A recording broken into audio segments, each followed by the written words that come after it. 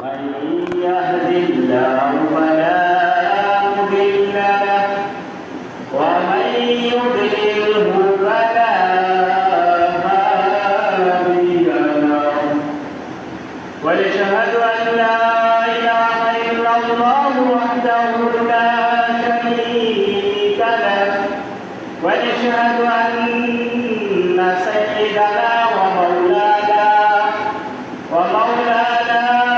محمدا عبده ورسوله أما بعد فأعوذ بالله من الشيطان الرجيم بسم الله الرحمن الرحيم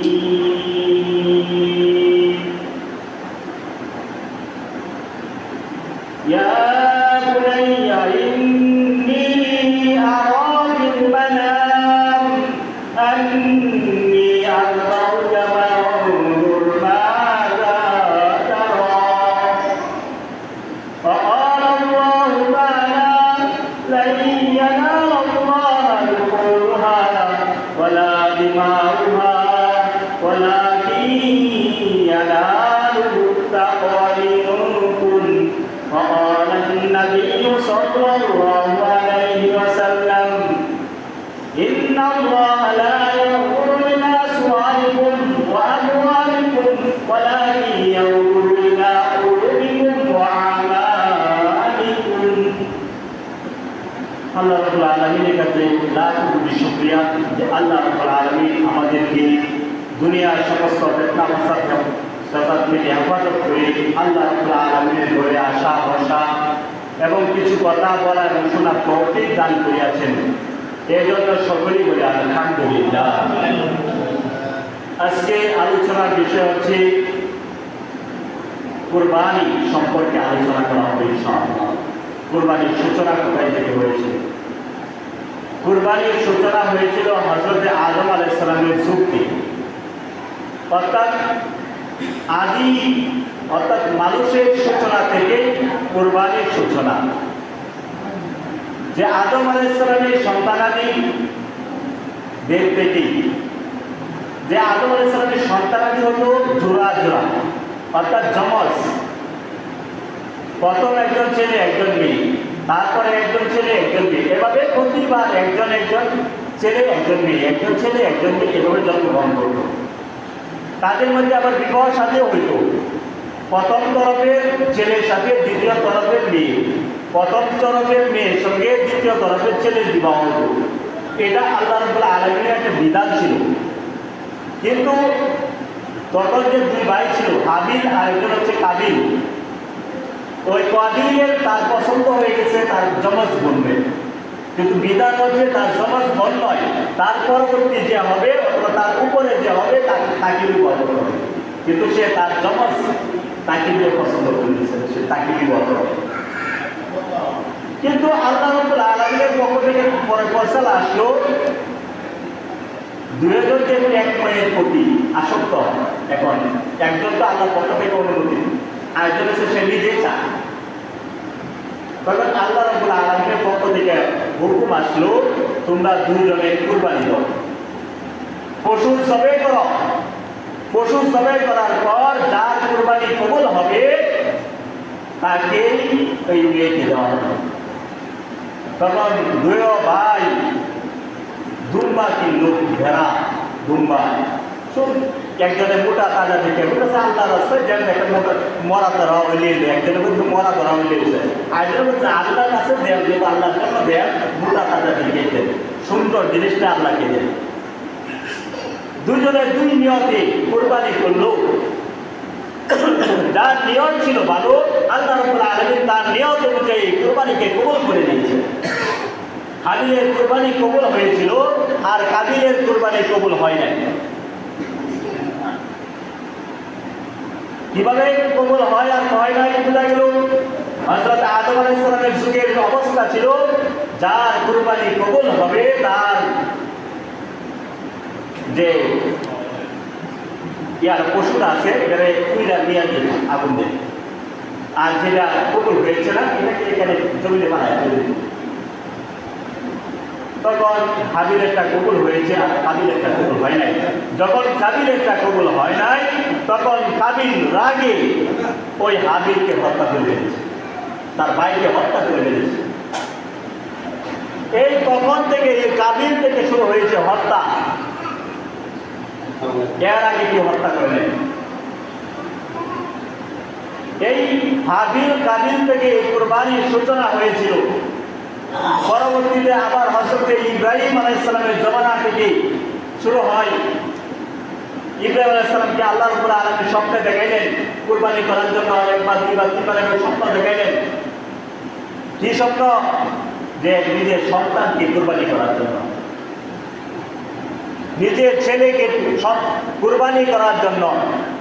যে ইব্রাহিম আলাইহিস সালাম 80 বছর বয়সে বিবাহ করেছেন, তারপরে সন্তান আদি আরো অনেক পরে সন্তান হয় না, অনেক কিছু পর সন্তান হয়েছে হযরত ইসমাঈল আলাইহিস সালাম। ওই ইসমাঈল আলাইহিস সালামকেও আমাদের কাছে কুরবানি করার জন্য একটা যে সন্তান হয় না, তারপরেও হয়েছে কুরবানি করার জন্য। কত কঠিন পরীক্ষা। আবার হযরত ইব্রাহিম আলাইহিস সালাম হযরত ইসমাঈল আলাইহিস সালামের কাছে গিয়ে বললেন, ইয়া বুনাইয়া ইন্নী আরা ফিল মানাম, হে আমার সন্তান, হে আমার বাচ্চা, হে আমার ছেলে, ইন্নী আরা ফিল মানাম, আমি তো স্বপ্নে দেখেছি।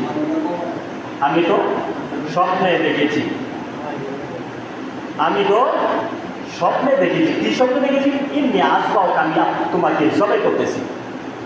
ফানসুর মাযা তারা, এখন তোমার বক্তব্য কি? এই ব্যাপারে তোমার বক্তব্য কি? ফানসুর মাযা তারা। তখন ছেলে কি বলল? ইয়া আবাতি ফাল, ক্বালা ইয়া আবাতি ফাল, হে আমার পিতা, আল্লাহ রাব্বুল আলামিনের পক্ষ থেকে যা হুকুম এসেছে, ইয়া আবাতি ফাল মা তুমার, আপনি সেই কাজে করেন।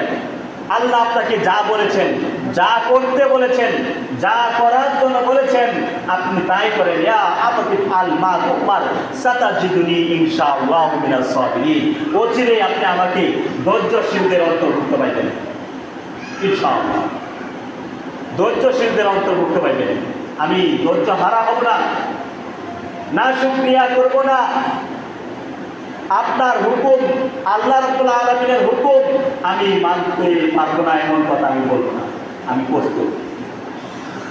হযরত ইব্রাহিম আলাইহিস সালাম হযরত ইসমাঈল আলাইহিস সালামকে নিয়ে গেলেন মিনা প্রান্তরে কুরবানি করার জন্য। যখন কুরবানির জন্য প্রস্তুত, এখানে অনেক ইতিহাস। কুরবানির জন্য প্রস্তুত, এক নবী আরেক নবীকে কুরবানির জন্য প্রস্তুত। এদিকে ফেরেশতারা বলতেছেন, হে আল্লাহ, এই কি হচ্ছে? নবী তার আরেক নবীকে হত্যা করছে, এক নবী আরেক নবীকে জবে করছে, পিতা তার সন্তানকে জবে করছে, এটা কিভাবে সম্ভব? আল্লাহ রাব্বুল আলামিন আকাশ থেকে পাঠায় দিলেন জান্নাতি দুম্বা, পাঠায় দিয়েছেন। ইসমাঈল আলাইহিস সালামকে সরায় দেওয়া হলো, আর ওই দুম্বা কুরবানি হয়ে গেছে। ওই ইব্রাহিম আলাইহিস সালামের সমাধান থেকে ওই দুম্বা কুরবানি দ্বিতীয়বার আবার চালু হয়েছে। যদি হযরত ইসমাঈল আলাইহিস সালামকে কুরবানি করা হতো, এখন পর্যন্ত আপনার প্রিয় সন্তানকে আপনার কুরবানি করতে হতো, আপনার প্রিয় বস্তুকে আপনার কুরবানি করতে হতো। এই নিজাম কিয়ামত পর্যন্ত চলবে।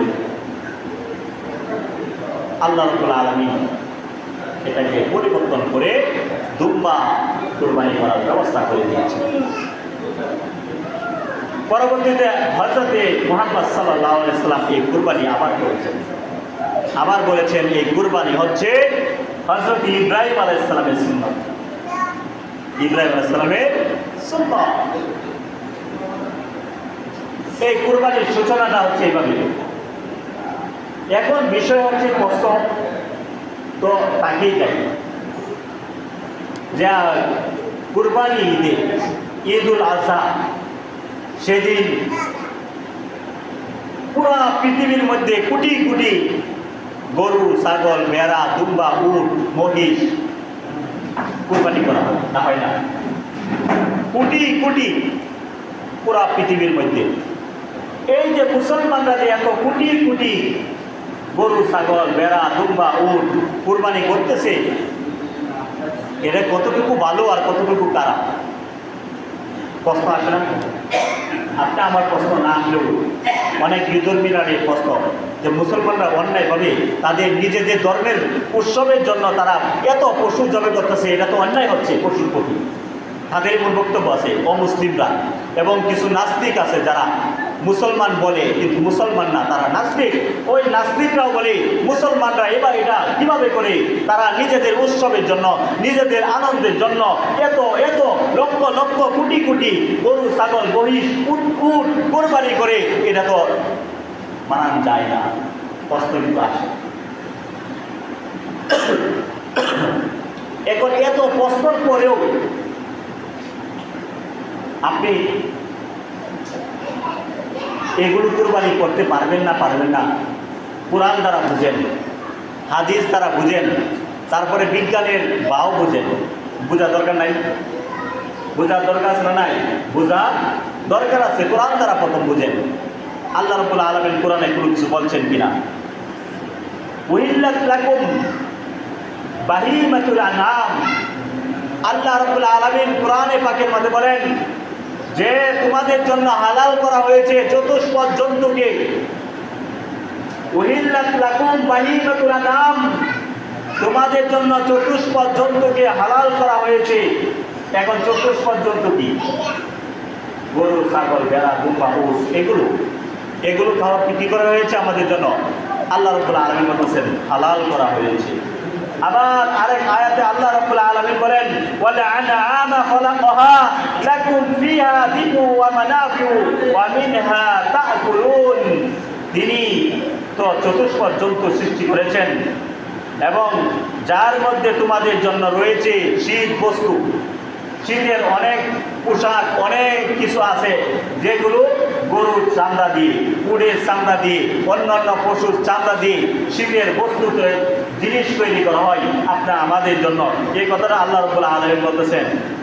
আবার বাঁচার উপকরণ হিসাবেও এই যে গরুর বস্তু, এটা বাঁচার উপকরণ না? গরুর বস্তু উটের বস্তু এগুলো বাঁচার উপকরণ, এবং তাছাড়া আরো বহু উপকার, অনেক আরো উপকার রয়েছে। এইগুলোর দ্বারা আপনি জুতা তৈরি করতেছেন, করতেছে না? এগুলো দ্বারা অনেক কিছু করা হইতেছে। আবার আরেক আয়াতের মধ্যে আল্লাহ রাব্বুল আলামিন বলেন ওয়া ইন্না লাকুম ফিল আনআমি লাইবারা নুসকিকুম ফি মিম্মা ফি বুতুনিহা ওয়া লাকুম ফিহা মানাফিউ কাসীরাতুন ওয়া মিনহা তা'কুলুন, নিশ্চয়ই তোমাদের জন্য গবাদি পশু আছে শিক্ষা। গবাদি পশুতে আছে কি? অর্থাৎ চতুষ্পদ জন্তুর মধ্যে রয়েছে আমাদের জন্য শিক্ষা।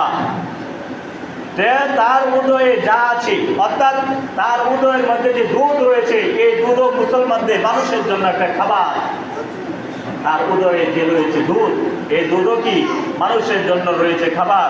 তোমাদেরকে এই দুধ কি করা হয়? পান করানো হয়, এবং তার মধ্যে তোমাদের আছে বহু উপকারিতা, আর তা থেকে তোমরা খাদ্য গ্রহণ করো। না খাদ্য গ্রহণ করি না? কোরআনে আয়াত। অর্থাৎ কোরআন দ্বারা বোঝা যায়, আল্লাহ রাব্বুল আলামিনের পক্ষ থেকে বোঝা যায় যে চতুষ্পদ জন্তু খাওয়া হালাল, খাওয়া যাবে, কোনো সমস্যা নাই। এটা কোরআন দ্বারা।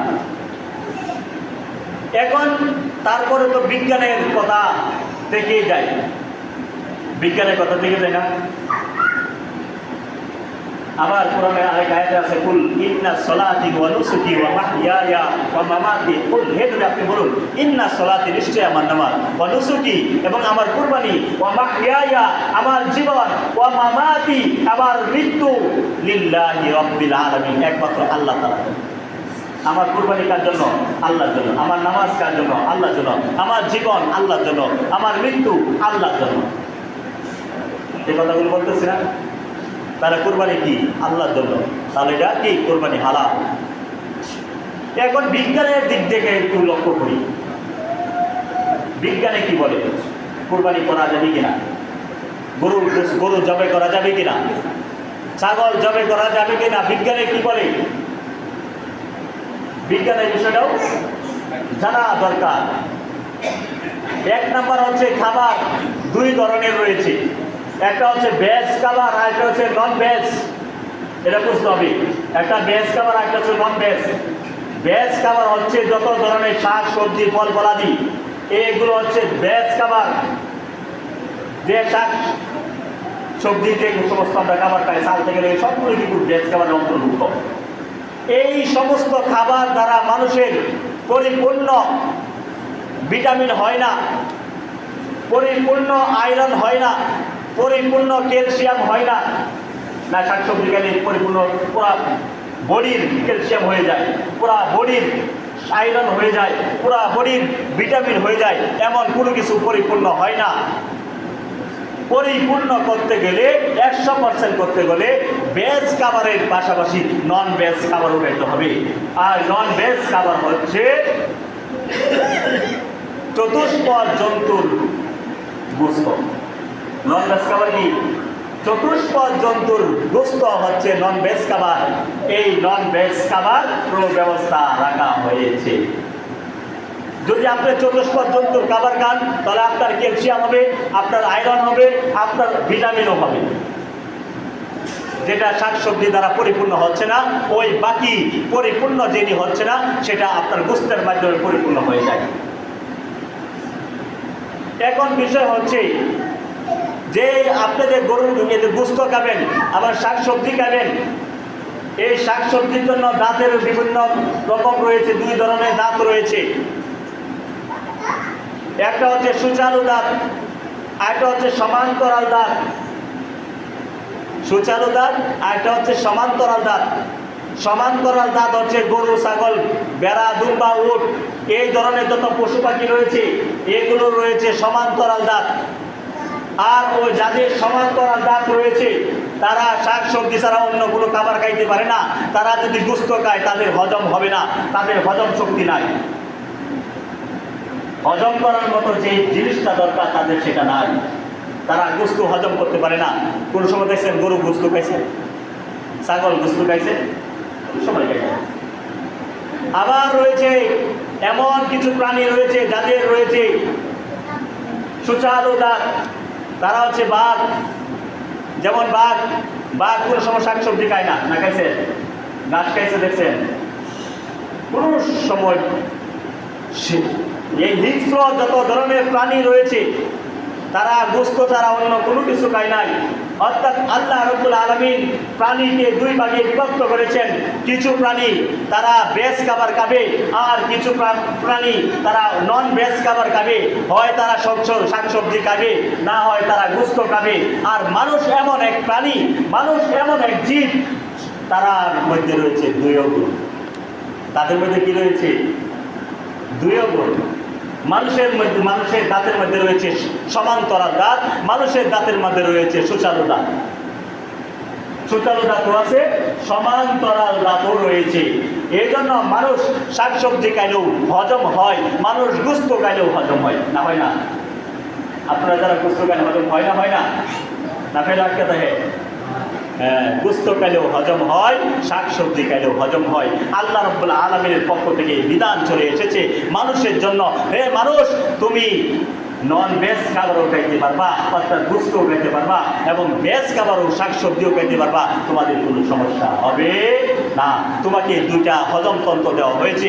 একটা হজমতন্ত্রের মাধ্যমে তুমি নন ভেজ খাবার খাইবা, একটা হজমতন্ত্রের মাধ্যমে তুমি ভেজ খাবার খাইবা। এটা হচ্ছে বৈজ্ঞানিক অবস্থা। তাহলে দুই দাঁত পাইলাম দুই ধরনের, সুচালু দাঁত, সমান্তরাল দাঁত, ঠিক আছে না? খাবার দুই ধরনের, ভেজ খাবার, নন ভেজ খাবার। এগুলো বুঝলে যে কোনো বিতর্কী লোক কথা বলুক, সমস্যা নাই, সব কথার উত্তর ক্লিয়ার চলে আসবে। যেখানে বিতর্কীর কথা রয়েছে সেখানে মুসলমানদেরও কথা রয়েছে। অনেক বিষয় আমরা জানি না, কিন্তু বিষয় আসলে সব বিষয় সহজ হয়ে যায়। এজন্য হিন্দু ধর্মেও গরু খাওয়ার নিয়ম রয়েছে, যেটা হিন্দুদের পুরোহিত, হিন্দুদের যারা লিডার, তারা কিন্তু বলে না। এর আলোচনা হবে সামনে ইনশাআল্লাহ। তাদের ধর্মেও যে গরু খাওয়ার নিয়ম রয়েছে, আলোচনা আসবে ইনশাআল্লাহ। যে হিন্দু ধর্মের নিয়ম আছে কি জীব হত্যা মহাপাপ, বৌদ্ধ ধর্মে কি জীব হত্যা মহাপাপ, অন্য ধর্মের মধ্যে এটা আছে, শুধু মুসলমানদের মধ্যে জীব হত্যা মহাপাপ না। যেটা অন্যায়ভাবে হত্যা করাটা মহাপাপ, অন্যায়ভাবে। যে নবী করিম সাল্লাল্লাহু আলাইহি ওয়াসাল্লামের দরবারে এক সাহাবী একটা ওই পাখির বাচ্চা নিয়ে চলে আসছে, পাখির বাচ্চা নিয়ে চলে নবীর দরবারে এসে পড়ছে। তখন পাখির মাটা উঠতে উঠতে মা নবীর দরবারের উপরে চলে আসছে। আসার পরে নবী করিম সাল্লাল্লাহু আলাইহি ওয়াসাল্লাম বলতেছেন, ওই পাখিটার বাচ্চাটাকে কে নিয়ে এসেছে, কে নিয়ে এসেছো? এক সাহাবী উঠে বলল, হে আল্লাহর রাসূল, হে মুহাম্মদ সাল্লাল্লাহু আলাইহি ওয়াসাল্লাম, আমি ওই পাখির বাচ্চাটা নিয়ে এসেছি। নবী করিম সাল্লাল্লাহু আলাইহি ওয়াসাল্লাম বললেন, এই পাখিটার কষ্ট হচ্ছে, তুমি এই পাখির বাচ্চাটাকে ছেড়ে দাও। নবী করিম সাল্লাল্লাহু আলাইহি ওয়াসাল্লামের কথা বলার সাথে সাথে ওই বাচ্চাটাকে ছেড়ে দিলেন। নবী করিম সাল্লাল্লাহু আলাইহি ওয়াসাল্লাম কি অন্যায়ভাবে ওই পাখিকে হত্যা করেছে, দিয়েছে হত্যা হওয়ার জন্য? দেন। অন্যায়ভাবে মানুষকে যেভাবে মারা নিষেধ, কোনো পাখিকেও অন্যায়ভাবে হত্যা করা, পাখিকে মারা এটাও নিষেধ, অন্যায় ছাড়া। হ্যাঁ, তবে যত ধরনের পশু পাখি রয়েছে সমস্ত পশু পাখি মুসলমানদের মানুষের খেদমতের জন্য। মানুষের ফেরেশতারা কার খেদমতে? ফেরেশতারাও মানুষের খেদমতে।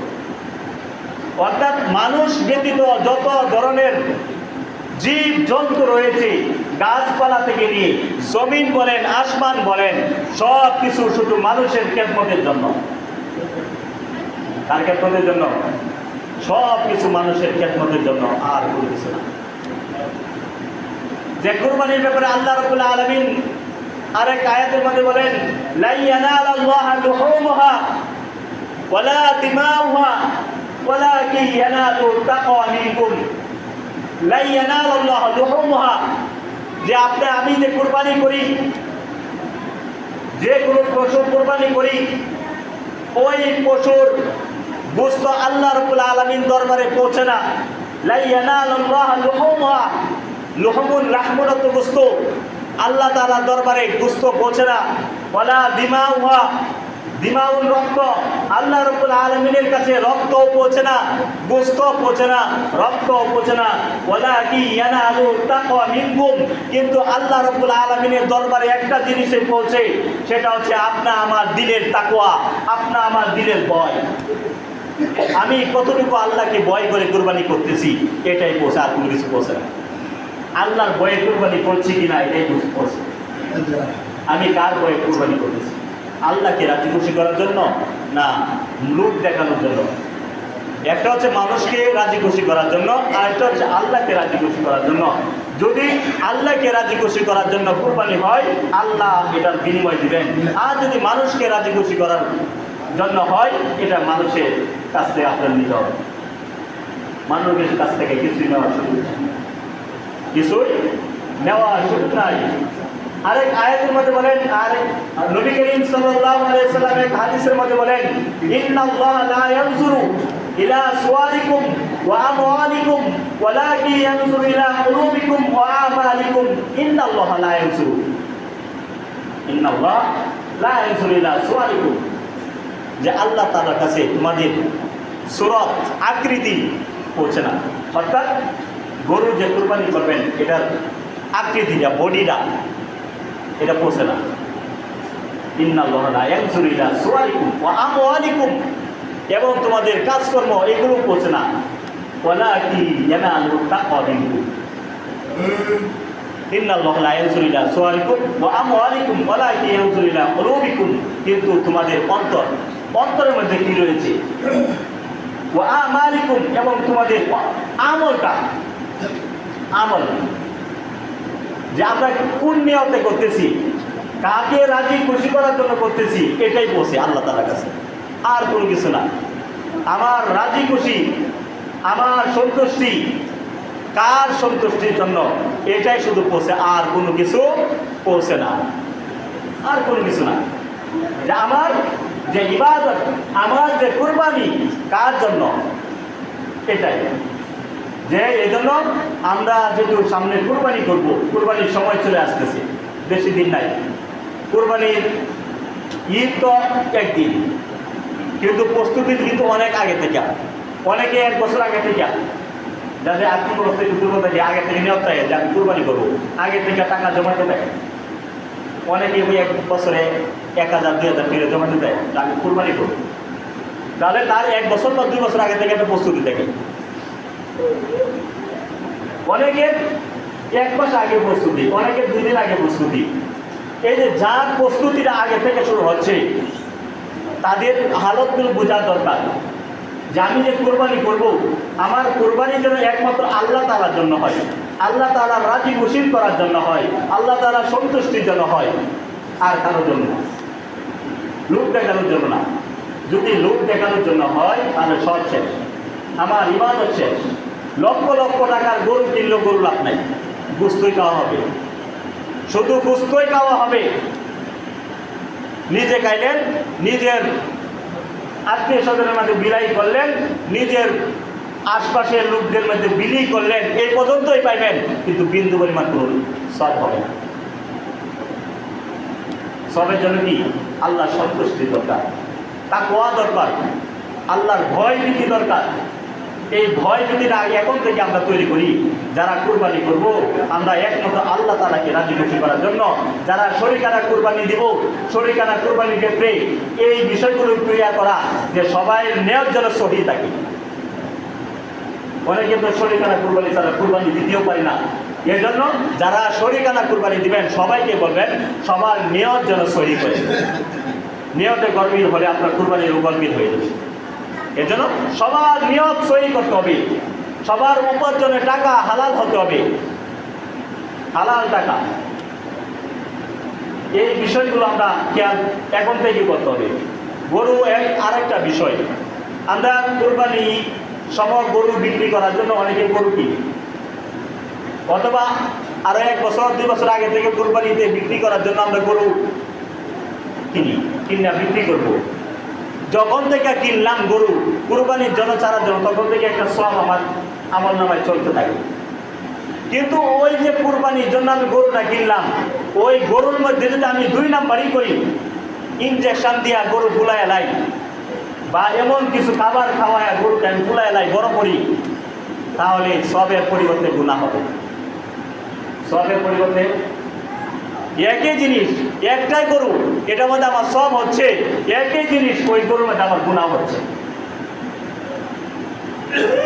এজন্য যারা গরুর ব্যবসা করব, এটা আলহামদুলিল্লাহ অনেক ভালো কাজ। আপনি কুরবানির জন্য বিক্রি করবেন, এটা তো সবের বিষয়। আপনি কুরবানির জন্য গরু লালন পালন করতেছেন, এটা সবের বিষয়। আপনি কুরবানির সময় বিক্রি করবেন, এটা সবের বিষয়। আপনি কুরবানির জন্য গরু কিনবেন, এটাও সবের বিষয়। কিন্তু এমন কিছু কাজ করা যাবে না যে কাজের কারণে গুনাহ হয় সবের পরিবর্তে। আল্লাহ তাআলা আমাদেরকে এই সমস্ত কথা বোঝা এবং আমল করার তৌফিক দান করুন। যারা সুন্নাত পড়ে নাই তারা কাজ জমা আদায় করুন।